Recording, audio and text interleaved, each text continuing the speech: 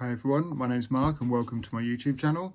Today's video is about our experimentation with fermented food, something we'd wanted to do for ages, but time, work got in the way. So once we'd stepped into a simpler life, it was something we had a chance to do.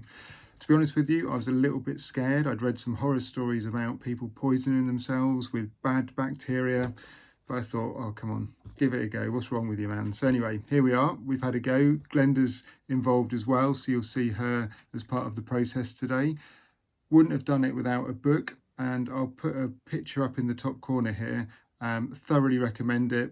It's the one we've followed for all of our fermented foods recipes, and so far, touch wood, everything's worked out really well. So hope you enjoy the video.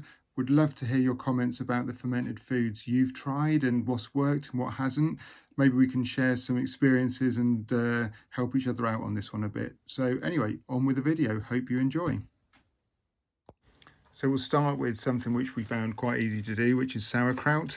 The biggest part of this really is the chopping of the white cabbage. So here's me with my MasterChef style chopping knot. Usually Glenda does the chopping, but she was busy doing some crafting projects, so I was let loose with the knife, which doesn't happen very often because I'm a little bit accident prone, to be honest with you. So anyway, we've cut this quite short because it took me ages to do all of the chopping. Speeded this bit up for you so you don't have to painfully endure me doing about 20 minutes worth of it. So anyway, the chopping's pretty much done now. So then we're on to phase 2 of the process, which is weighing out the ingredients. Now this apparently is one of the most important parts of this because you have to have 2%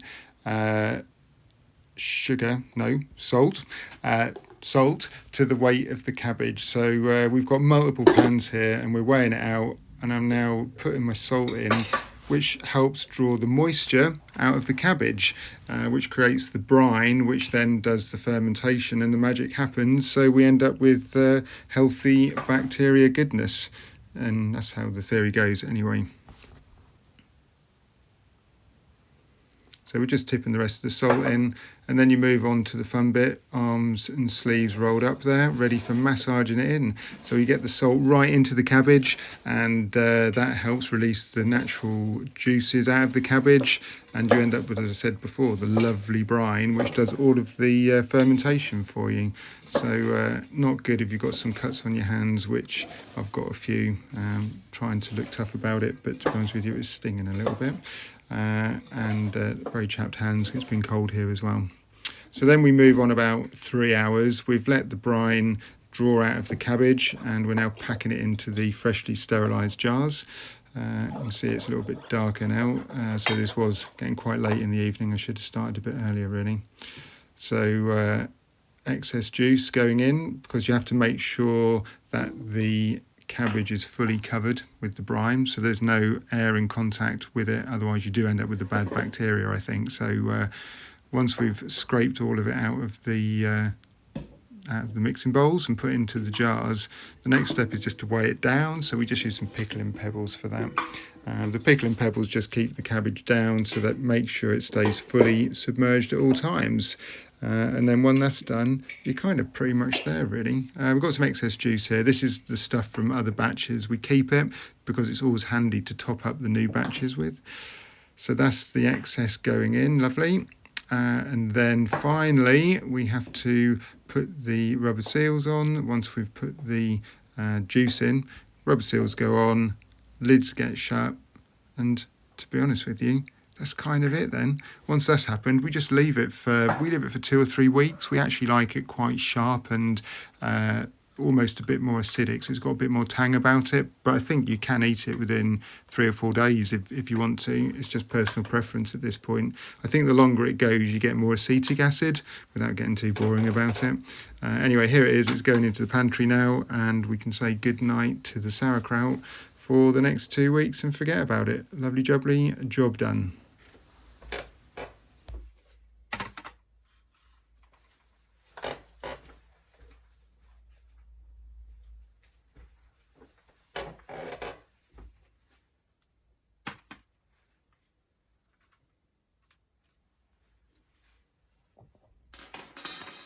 So now we're moving on to Glenda, who does the sourdough. Sourdough is perhaps the slightly more complicated one, which is why I don't get involved in it. Keep Mark well out of the way of that one. So Glenda's feeding the starter, which we've had going for probably a couple of years now, to be honest with you. Just topping it up with a bit of flour to feed it, so the bacteria can chomp away and produce some nice CO2, which makes it nice and fizzy, which I think helps with the rising of the sourdough, apparently. Not too sure, not my specialist area whatsoever. So yeah, Glenda usually feeds the sourdough at night, so it's then all bubbly in the morning and we can make a fresh loaf the next day. So that's the normal sequence of events. So as you can see, Glenda just mixed it in with some water just to loosen it off a little bit, and the sourdough is well underway and it can do its stuff overnight then, all ready for tomorrow morning.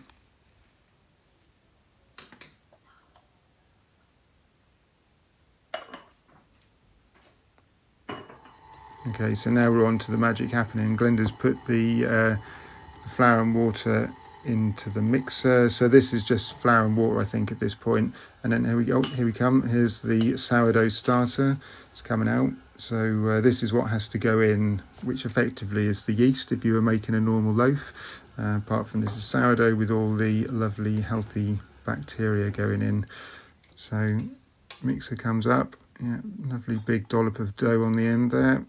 That's it. Let's scrape it off. Let's get it back in the mixing bowl, and then we can add the starter in. Oh, here it goes. Bit gloopy, but I think it's meant to be like that. Yeah. Any questions you'll have to ask Glenda. Sorry, can't help much on this one. Just trying to do a slightly interesting running commentary, if indeed that's possible, with sourdough. Don't think it's going to catch on as a BBC Olympic sport, do you? Anyway, sourdough mixes in. Off we go for another 10 or 15 minutes of mixing time before out it comes and ready to go into the bowl to prove for 8 hours. Has to prove for 8 hours. So that's why we normally do a sourdough in the mornings. Otherwise, it's getting a bit late by the time we've cooked it into the evenings. Has been known to forget about it and sat there all night, but this one we didn't, thank goodness, so it came out okay. So the mix is going into the bowl, just needs to be in a airing cupboard or somewhere warm for, let's say, about 8 hours, just to let it rise before it has to go into the oven. So Glenda's just standing on top of the cooker there. Hey, look at that, lovely job. Could make a matador, couldn't she? Towel's gone over, all covered and ready. Okay, so now we're ready to cook it. Brilliant, 8 hours later. So a little bit of grease proof with some flour on it. Nice style there, Glenda. And out comes the mix.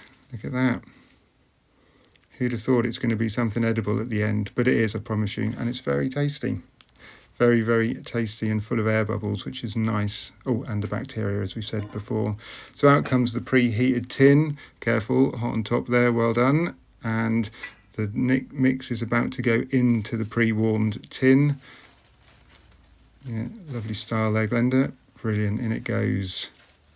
A little bit of water goes on the lid, which just helps the top get nice and crispy. So Glenda will wander across to the sink and do that. Won't bother showing you that, it's a little bit boring. So anyway, sourdough's in, the lid is about to go on, and it's about to go into the oven. There we go, lovely. See it, push it down, super job. So it goes in for about half an hour to start with the lid on. Gets it nice and hot and cooking away, and then lid comes off after about half an hour for another 20 minutes, and there we go, look at that. There's the final loaf. 3/4 of an hour approximately of cooking time, and it's nice and brown and golden on top. Good job, Glenda, well done, looks good. Can't wait to have that for my breakfast in the morning. Yeah, look at that, lovely. Super. What can be better, home cooked bread? Okay, so now we're back to me, and we're moving on to the kombucha. So didn't realise, but kombucha is made with tea. Lovely. So nice loose leaf tea going in with a couple of litres of water, just to let it brew a bit, so you get some nice flavour and colour with the tea. Hope no one is desperate for the loo. If you do, please feel free to stop it and head off. There's a little bit more water pouring later on, just to warn you, just in case. Big bag of sugar, don't worry, we don't have a sugar problem. We actually have bees, as some of you may know, so we buy massive bags of sugar like that just for doing the sugar syrup. But for this case, we have to add 160 grams into the mix. So tea's been brewing for about 20 minutes, so it's not too strong. Strained out, sugar in. Look at that, very chefy. Yeah, I've seen a few of them on the telly in my time. And a little stir just to dissolve the sugar in. So then really we just have to leave it to cool then. It has to be cold before you put it in on top of the SCOBY. So here's me now later that day. It's cooled down. I'm just draining out the old kombucha. This is now ready to drink. It's about 10 days old. And I had a bit of a problem. The SCOBY got stuck in the tap, so I cut all that out. I was doing a little bit of swearing. Glenda said just put a wooden spoon in. Great idea, Glenda. Hadn't thought of that. So happy days. It worked really well. So the SCOBY's out the way. Kombucha's out, left a couple of tablespoons or so in to help with the next batch starting, and all that's left to do now is tip in the cold tea on top of the SCOBY. The sugar is the food for it, which it turns in again to the acetic acid, which is where the goodness comes in. So look at that, nice pouring style mark. Has been known for me to miss it and it all goes in the sink, but yeah, lovely, well done, good aim for once. So that's the kombucha done. Leave that for about another 10 days and rinse and repeat, same process, and that is enough. We have about, I don't know, 120 mils of that a day, so that pretty much lasts us while the next batch is fermenting away. A little bit of muslin, just stops the fruit flies, not too bad at this time of year, but in the summer it's kind of alive on the top, so have to be careful they don't get in because they will turn it nasty. So finally, kefir, again, nice simple one, so hence me involved. So all we do is we, the grains as it's called, which is the yeast and the bacteria, they again eat the sugars in the milk and you end up with this sort of yogurty, sort of slightly cottage cheesy. I love cottage cheese, so that's great. Glenda calls it baby sick. Probably wouldn't be the best logo if we were ever trying to sell it.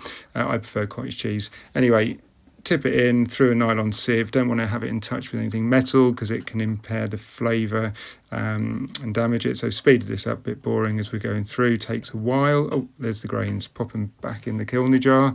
And all that's left to do now is give it a little wipe around the top for a little bit of hygiene. We don't want too much of it around the top of the jar. And then we just have to top it up with some, we choose to use full fat milk.